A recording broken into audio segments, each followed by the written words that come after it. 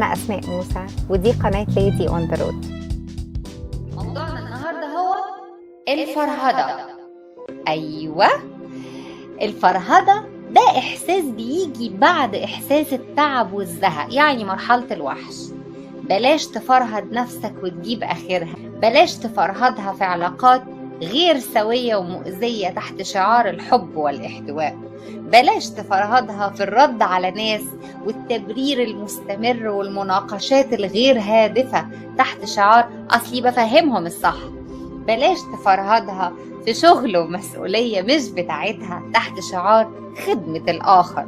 بلاش تفرهدها في تحقيق أحلام ناس تانية تحت شعار أصلي عايز أشوفهم ناجحين. بلاش تفرهدها في خلافات ومشاكل مش بتاعتها تحت شعار الجدعنة ابن البلد. بلاش تفرهدها في التفكير الزيادة عن اللزوم ادخل نام.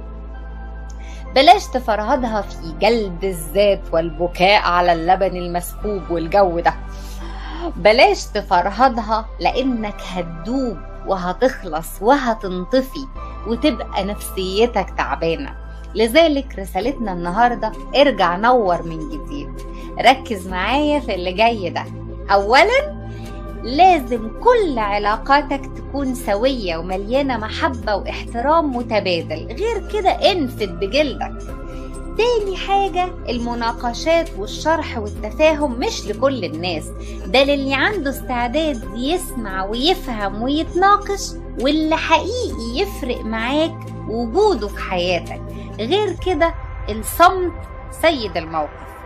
تالت حاجة، مساعدة الناس ده شرف وهدف وقيمة طبعا، لكن بحدود، وركز انك هتساعد مش هتقوم بدورهم علشان ما تأذيش نفسك.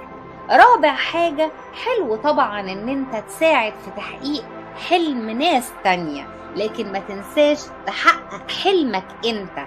لا ينفع تكون أناني ولا تكون متفاني، التوازن مطلوب. خامسا، مشاكل الناس ملكش دعوة بيها، دورك بس تقدم الدعم لو لزم الأمر. خلاصة القول، حب نفسك زي ما ربنا بيحبك، وشوف عيوبك ومميزاتك كلها حلوة، واختار لنفسك انك تكون مرتاح فرحان مش مفرهد ومطفي وتعبان. شفت سهلة وبسيطة ازاي؟ ما تنسوش تعملوا سبسكرايب ولايك وتتابعوني علشان قصص تانية جديدة.